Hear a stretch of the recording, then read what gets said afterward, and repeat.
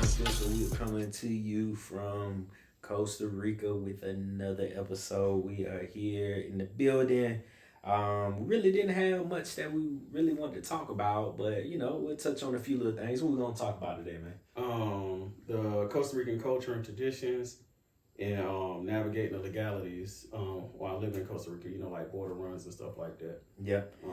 Yeah, I ain't really got nothing else after that. Yeah, man. I think we're gonna go ahead and touch on that little 50 episode joint, man. Who the fuck did I marry from old girl that it done had the internet on fire for the last couple of days or last week or so. So I think we can talk about it. I don't really know like a whole bunch to really talk about it, but I mean, we can touch on it. I mean, shit, it's a hot topic. So let's talk about that first. Yeah, let's do it. Let's do it. I don't even remember her name honestly, but Teresa. I don't know her name either.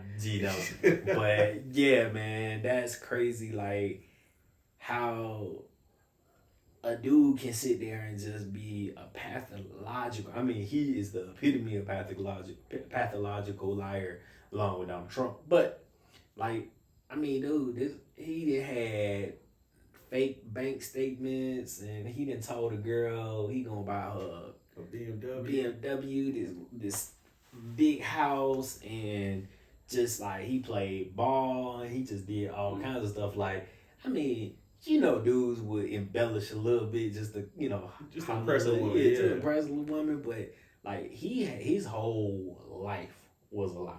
Yeah, I don't think you could pay a man to tell the truth, man. Because I'm like, some of the lies he told, I was like, well, she was telling her story. I ain't gonna lie. When she first started telling the story, my wife was like, you gotta listen to this shit. I listen. I'm like, man, she gonna dupe us to be like, yo, to find out the rest of the story, buy my book, so and so. So that's what I was expecting her to segue into some type of marketing thing. But I'm like, damn, this shit true. Yeah. Yeah. I don't know, man. Yeah. I mean, it's a lot, man. I mean, you just, 6 months a year. I guess, man. I think another thing is people, and that was around like the COVID time too, and so. People probably, just kind of, you get lonely, because I mean, if you kind of think about it, just back in the day when you single, you in your 20s or whatever, the early 30s or whatever, you like, all right, man, I don't feel like being bothered for maybe like, maybe 2-3 days out of the week or something like that. But like sitting at home by yourself during COVID, like that can be very, very stressful to somebody and really not good for your mental health, because you're not really interacting with anybody unless, it's on the computer, or maybe you go out to the grocery store or something, but people really want like getting out like that, So I think she might have been a little bit, she was probably very gullible and thought, that this dude was who he was, but you take it at face value what somebody says to you, because you actually want to believe that somebody isn't going to be, straight up lying about everything in their life to you. Yeah, you're right. Well, you're going to take it at face value. Even if you catch red flags, something that we do as human beings that we do very well is we have the ability to lie to ourselves and ignore shit and believe what we want to believe, even though the truth is right in front of us. True. So, we're not here to bash or anything, because at some point, all of us played a simp at some point in our lives when we enter this dating game or this dating world that somebody done peed in. All of us played a simp at some point. I was a simp with my ex-wife. All of us has gone through it. So yeah, it just happens. Her situation was just that's some Lifetime movie type shit, man. You definitely. I wouldn't be surprised if we don't see a Tyler Perry joint on BET in 6 months. Because Tyler, he'll mess around and tape a whole movie, 2-hour movie in 5 days. They're going to have to do a mini-series on that one, man. It's going to be like a 4 or 5 part mini-series on that. Definitely. I mean, she definitely could sell her rights and stuff to her life on that one, because, I mean, it's crazy, bro. Like, and then... dude probably got AIDS.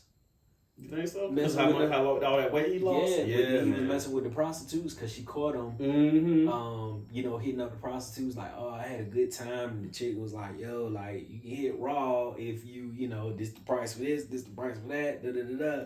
And so he was out there wilding, man. But little known fact, Augusta is a small place, Yeah. and so people know people that know people, and so like word is that he out there spreading that shit around to people too, Oh, damn. I hope that's not the case because Buddy's a pathological liar and a narcissist because it's like he outed himself by making his own TikTok, trying to talk about he got and it working with Netflix now and what part 16 of record. I was like, motherfucker, you a damn lie. Nobody knew who you were. All right. Until you guys sat here and outed yourself. Well, why would Netflix reach out to you about something that just came out the past week? Exactly. So, but he outed himself. I wasn't it Jerome, whatever the fuck his name was. Legion. Yeah, but I don't even know I don't even remember what his real name was. It started with a J. His real name started with a J, but he outed himself. The first ex-wife outed herself too, and pretty much sided with the present ex-wife, the most recent ex-wife, and was like, "Yo, the motherfucker is crazy and toxic," and I don't know, man, but shit wild, bro.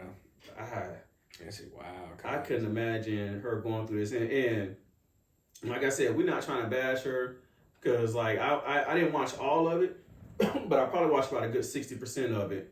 I skipped a portion in the middle because I felt like she was dragging it out just a little bit with all the recaps. So I just when my wife got to a certain point, I just had her give me clip notes and then we just proceeded from there. Yeah. But I feel bad for her because of the way people are receiving her story, as if and I get it because we all, you all want to. It's no one's happy. I'm gonna say this in the U.S. If you live in the U.S., you're probably not as happy as you think you are. So when you see somebody else doing bad, or it's some juicy ass, they spilling the tea, you happy to see that shit because you know it ain't you. Mm-hmm. But the way I saw it was she was pretty much using TikTok as her own form of therapy. Yeah. To try to heal and get past the bullshit, the fuckery that she had to go through with Buddy. Yeah. So, Reesa, I don't know what your name was. I'm gonna applaud you and say you're a brave and strong woman for putting your story out there, getting off your chest and processing your feelings to give yourself or provide yourself the ability to move on and have a successful life no matter what you do. Mm-hmm. So I ain't gonna bash you. It take guts because I barely tell anybody the circumstances of my divorce from my first wife. So for her to put all that out there, and my story ain't nowhere near as bad as hers. Yeah, I applaud you.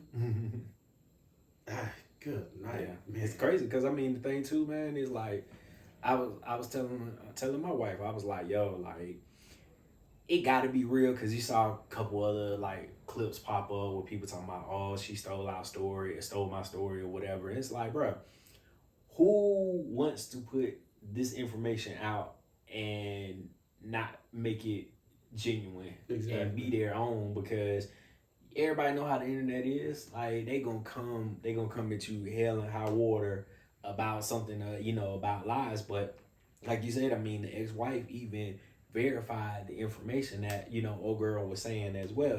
But again, it's like, yeah, don't bash the girl, man. Because it takes a lot, especially in this day and age, to really share private, setbacks or things that happen in your life with the world, because we know, like, if you go out on the internet, it's going, it's there forever. You know what I'm saying? So it's like, man, I definitely applaud her too for talking about it, sharing, and Plenty of Fish, boy. I done heard so many all the girls that Plenty of Fish, like, it be horror stories, boy. But like, hey, man, like, I would say, man, ain't nothing wrong with like meeting people online. Like I wouldn't, because me and my wife met on Match.com, but I know it's just, again, that was when we met 9-10 years ago now, but it's like it's just a different time, and I think people just move different over, a decade. So it's like, people see it more of a hookup for just basically hooking up, even though like it's like, all right, you got these other apps to hook up, then you got these apps where you want to take it serious and really try to find that right match for you, man. But yeah, man, that's just, man, that's a lot to go through. Like, I probably wouldn't date for at least like, man, maybe a year or two. Date? How the fuck can you trust anyone? Exactly. Like seriously, Yeah. like everybody's suspect. Like the moment I feel like you lying, I'll probably cut your ass off. It just to go through something like that and want to move on to be potentially open to another relationship. There's a lot, man. Yeah. And you see how a lot of people just be lying. So if you insert yourself in that situation and you were the guy, you were her, the woman, but you were the man, and then you were dealing with a female like that. Like, man, that's crazy. Yeah. I couldn't imagine. Like, and I done dated some women in the past that, you know, majority of them kept it 100. Dated some that was just, you know, on some lying shit, on some bullshit, you know, but I didn't let that taint my outlook on, you know, dating other people. But when you take it to the extreme like this, like, you just probably be afraid, like, that's like PTSD for real. Like, you just start twitching and shit off of that, because one lie, you probably like, nah, I ain't feeling this. I'm good. And for the people that say she stole their story, you do realize there's more than one pathological liar in the world, and there's a shit ton of narcissists. Hell, we had a fucking narcissist president that couldn't tell the truth if you beat him to do it. Still can't. So it just the whole fucking Republican Party nowadays. They not the same party we grew up with. They on some other shit. Nah, they gone. They all fucking QAnon, MAGA, racist, super far right, just fucking assholes, man. Like, the whole thing with the whole IVF joint, you know, like Alabama rule that basically an embryo that hasn't been that don't make no damn sense, like, fertilized or anything, they consider that a person. Like, they have rights. That's just, I mean, if an embryo has rights, let me claim them on my taxes. Right, exactly. I mean, shoot, if you put 9 or 10 embryos, you know, in cold storage and you freeze them, let me go ahead and claim them, because it just don't even make no sense. And that's just how, man, they just go so far now with the extremists, and it don't make sense. And that's why they trying to now pass a law in Alabama to try to, you know, save face, because they know how stupid that shit looks. Well, I think it's all. I think the Republican Party, and I'm gonna say half of the Democratic Party. I'm gonna say anybody over 60 in the Democratic Party, because they own that bullshit too. I think anyone that's in public office over 60 is out of touch anyway, and should not serve in public office. Once you hit 60, it should be a law. Once you're 60, you can't be a fucking mayor, governor, president, senator, can't anything. Justice, none of that. But I just think they just making outlandish laws to piss people off and hide the shit that he really passing in the back end. Like, can you really believe they passed a law on embryos and da-da-da? Fuck that shit. That's the right hand distracting you. What the left hand doing? I need to know what the left hand doing. That's the way I see it now. When they pass bullshit laws like that, it sends me down a rabbit hole trying to see what other laws passed that same day or within that same time frame, because they hiding something. It's a distraction. Yeah, that's true, man. But yeah, needless to say, man, you know, jumping back to old girl and her joint, because I know we got a little off, but I don't know, man.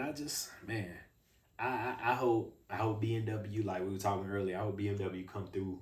You know, with the BMW 4, and, you know, people that did the GoFundMe to send them off to Europe, you know, London, France, wherever. Like, man, that's dope. Like, that's the stuff, like, people should help one another out, man, because, you know, it's just, the world is so selfish, and people just think about themselves all the time now. And it's just like, hey, if you can do one thing to help people out, man, help a person out, just one person, it's cool. You know, you never know what you're going to do. If you give somebody $1, you give them $5, you give them 10, or, you know, whatever it is, it's always going to come back to you, you know, 2-fold, 5-fold, 10-fold. You know, you never know. But, you know, like, I've always been that way, man, as far as just helping folks out, you know, and being able, if I can give a couple of dollars, I'm going to give it, you know. But, whew, I mean, that's a hot mess. And then when you look at old boy picture, man, his old face, man.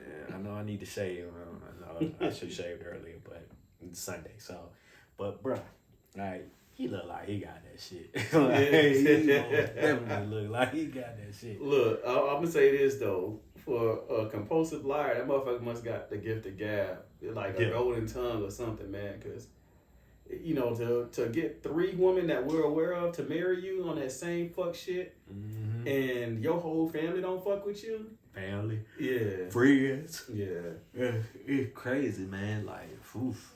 Like, he done burned all of the bridges. Yeah, he gonna find some new ones. He got the gift of gab, so. Some chick might actually fall for it, but since his face and everything out there now, hopefully people just heed that warning that she gave. Cause some women out there that can be like, I could be the one to change him. Yeah, there's gonna be one out there that believe that. It's true. And men do it too. Men be like, cause you got. I ain't gonna cause I hate to just bash one segment of the population. There's men out there that do the same thing. They find them a little prostitute and be like, you shouldn't be out on these streets tricking. I can save you. Strip club. Yeah, strip club. You ain't got to dance out here. I can pay for your tuition. So somebody gonna fall for it. There's a gullible population in the world for a reason. Somebody has to be the sucker at the end of the day. So facts, definitely. But yeah, man. So I don't know. You got anything else to touch on that one? Nah, man. I think I'm about done. We circling the wagon at this point, man. Yeah. So, cool. Let's talk about this Costa Rica culture, man. I ain't got a lot to say about it outside of, Pura Vida is pretty much encompasses all of it, pure life. The people in Costa Rica are beautiful people, man. I love their personalities, the way they carry themselves. Their work ethic is, I feel lazy when I watch them. Them motherfuckers get up at like 4 o'clock in the morning, be in them coffee fields and in their farms and all that stuff. But the culture here is everyone pretty much is trying to live a pure life. Like they live to be happy and to see their family happy, and they live for family. Like it's not unusual to see a family have a compound or a couple acres of land and their whole family live on that property. Like they might have 2 or 3 acres of land and have like 6 or 7 houses on it, and that whole family lives on that land. That's not uncommon. We trying to do the same thing with our family. They with food, Pinto Gallo. You're gonna have that for breakfast. That's the norm here. Pinto Gallo with some carne, huevos revuelto, or fried eggs, or chicken or something. That's common. They're always smiling. They're always willing to help. They're very patient people. Except for the ones I say when you get close to San Jose, they kind of. I think the other countries I'm gonna be nice today. The other countries kind of rubbed off on them a little bit when you get closer to the city. So their demeanor changes slightly. But when you leave the city, you start getting a real authentic Costa Rica. Yeah, I think so, man. Like you touched on, food and stuff, like they had their staples, which, it's kind of gallo pinto, but it's almost the same when you go through a lot of different Latin American countries. They're going to have some of the same stuff, plantanos and, maduros and everything else. Like it's a heavy diet to Americans, which honestly to me, it's almost a lighter diet than Americans, because if you think about now, fast food just runs America. When you gonna get, you're gonna go get a chicken biscuit, you're gonna go get hash browns, or you're gonna get a double sausage and whatever Hardee's and all these other spots. Like it's gonna be a whole bunch of heavy fried stuff, which is not really beneficial for your body to eat that that amount of heavy stuff and fried stuff, often fried and processed foods. Yeah, so here that stuff sustains them, because a lot of them Costa Rica technically used before industry came here, probably in like the 90s or early 2000s, it was farming. It was a lot of farming, pineapple, sugar cane, and rice and just other stuff. So if you're gonna be out in the fields, you gotta put something on your stomach to hold you down for a minute and stuff. But cultural wise though, man, they are great people, very patient, cool. I mean, you gonna have your bad apples and stuff like that. I mean, that's anywhere you go. I mean, you don't expect everybody to just be good people, Look, but I take a 1 out of 10 chance that woman is some asshole out here, then a 1 out of 3 chance in the States. Oh yeah. So off top, man. Like I think it's just totally different. And it's like I had yesterday when we went to Tatum's fencing event, mm-hmm. and it was Heidi had a friend in town or whatever. They came from Atlanta. They stayed in I think he said College Park. Yeah, they was in College Park. And we were kind of talking. We stepped outside the gym because it started getting hot in there. And standing outside, man, and he was just kind of talking. He was just like, "Yeah, man, I never want to leave America, home of the free, home of the brave. I love my guns, this and that. Like I want to travel somewhere, but I don't want to move nowhere. And it's just like, it's cool. Like I mean, you have every right as an individual to choose where you want to live, but why put yourself in situations where you don't have to use your guns or you don't have to do other things and putting up with all the nonsense in the States, man? Like when we think about being here, man, you got low stress, you got peace of mind, you feel safe. Don't let the news tell you any different. Oh, Costa Rica is so off the chain with crime and stuff. You're gonna have crime pockets, in any country you go to. But for me to go outside, it's dark outside right now, and we wanted to go walk down the street to the little corner store, the little bodega, whatever, we could do that. Like nobody gonna run up on us with no pistol or like give it up and all that stuff. Like it's not the same, And so when you come from a high crime, community, country, and state, city, or whatever, and you get to another country, you be like, "Oh, y'all tripping about this?" Oh, okay, well, we good. Like, we could deal with this little bit of crime that y'all, kind of say is just kind of off the chain, or what the news want to portray. Yeah, is going on. The news grossly inflates crime in other countries, is what I've discovered, and I've traveled the world over and over, and I can say the U.S. might look the best infrastructure wise, but they are the worst out of any country I've been to, including combat zones. I felt safer in Iraq than I did in the U.S.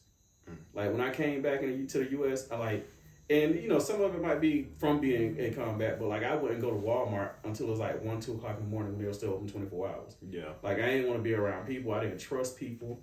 I didn't trust the police. I didn't trust nobody. If there was any type of law enforcement, I didn't trust them because I just felt like any word I say could be used against me.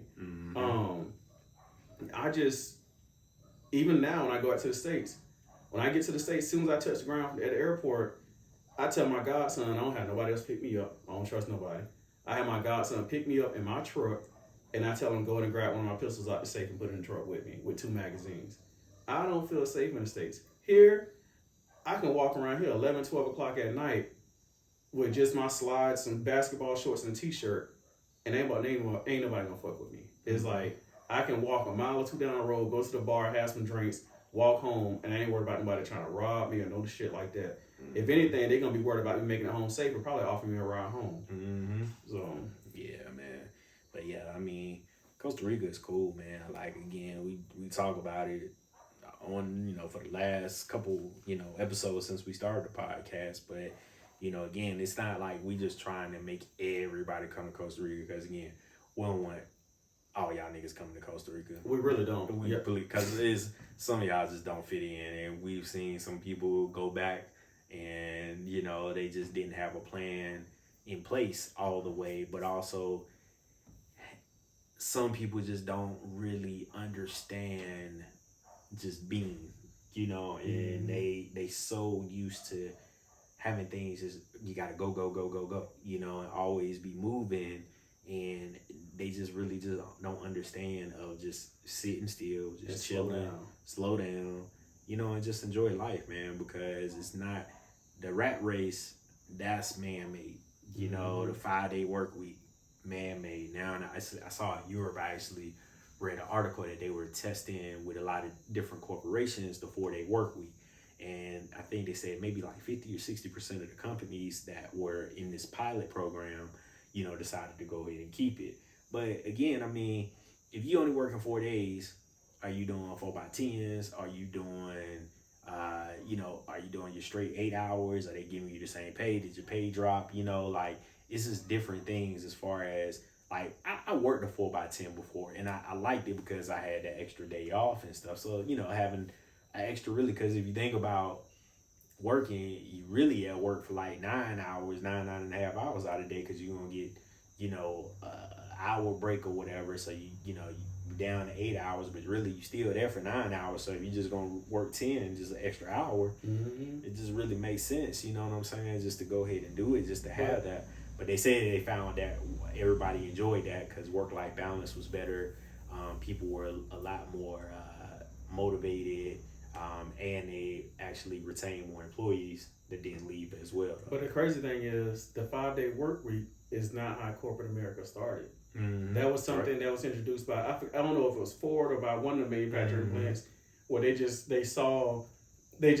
were chasing money. It was like, let's make more cars and sell more stuff, something to that extent. But back in the day when people started working jobs that they were retired from, because you can't be loyal to companies nowadays, fuck that loyalty shit. But back then, it was a 3 or 4 day work week, and then greed kicked in, and it became a 5-day work week. So it just like greed is another thing now. You get better production with your remote employees, but you want to bring them back into the office, right? But like that doesn't benefit anyone but corporations and the government, because I think what happened was the people started working from home. And people started realizing they had a better quality of life. They got to spend more quality time with their family, and they were more productive. But I don't think, and this might be a conspiracy theory type shit in me or something, I don't think the U.S. wants people to have a decent quality of life. No, not at all. Because everything that they do is counterproductive to us having for them to have a quality, a better quality of life. I mean, everything. Transportation, housing, food. The list go on. The schools is you fighting. It's an uphill battle when you think about all the stuff. And regardless, even if you are black or white or Hispanic or whatever, overall, if you not that person that's making $1 million or you running a couple companies and stuff or whatever, you in the same boat with like everybody else. You know what I'm saying? So yeah, they don't care about quality of life, because I said it before. If you drop dead at work, they gonna have that rec open in about 2 to 3 days online, trying to fill your spot and have somebody up in that joint with you. They'll probably have somebody up before you get buried. Yeah. Or cremated or whatever you do. So it's not even about quality of life anymore in the States, man. It's just a take, and it's no giving. And government and corporations have, banks and all that stuff have so much influence over, policies and lobbyists and everything. And it's not, people go to Congress and the Senate to represent the people, but then you have, people that just only, that's in government that just only represents a small amount of the population of people. And that's just the top 3 or 4% is who they represent. They don't represent anyone else. If you're not making enough to donate to their campaign funds or lining pockets behind closed door, you're irrelevant at the end of the day. That's all it comes down to. It really is, man. So it's just like, I don't know, man. Costa Rica is just been a blessing, and again, everything ain't been, it ain't been smooth. I mean, because you're going to have some adjustment, new country, new language, new, just new everything, new environment. But you have to just be willing to make those changes and adjust versus trying to fight it. And then you get frustrated and then you want to leave. Yeah, if you're not an open-minded person, or if you're expecting the shit that you have in the U.S. in any other country in the world, don't leave the U.S. Just stay your ass over there. Yep. And we'll be happy to see you stay over there. Yeah. Because the last thing I want is a bunch of people with the U.S. mentality coming here and bastardizing the culture here and fucking it all up, and then I got to look for another country to move to. So stay your ass in the States, or go to Europe or something where they're all almost like the U.S. They're still better than the U.S. to a certain degree. Mm-hmm. But go to a country that's closest to the U.S. Don't come to a developing country. Don't go to a country that's peaceful or that does stuff well for themselves that actually give a fuck about their people. Go somewhere else. Yep. Yeah, man. So I think that's pretty much. Oh, Go ahead. What was it? Navigating the laws and all that laws stuff. and Let's talk about that next week, man. I think this conversation, this episode was full of a lot of stuff. Yeah. Smorgasbord of just stuff put together. So, again, we just want to put something out for y'all, man. And, we appreciate y'all tuning in. Share the podcast. Share with your friends. Tell your people to follow us, man. And, Yeah. we appreciate it, man. So, we out, man. It's Sunday night. It's time to you gotta go get the kids ready for school. Yeah, man. I promise we'll try to be more consistent with episodes. The new year was just between vacations and a lot of other events going on. Yeah.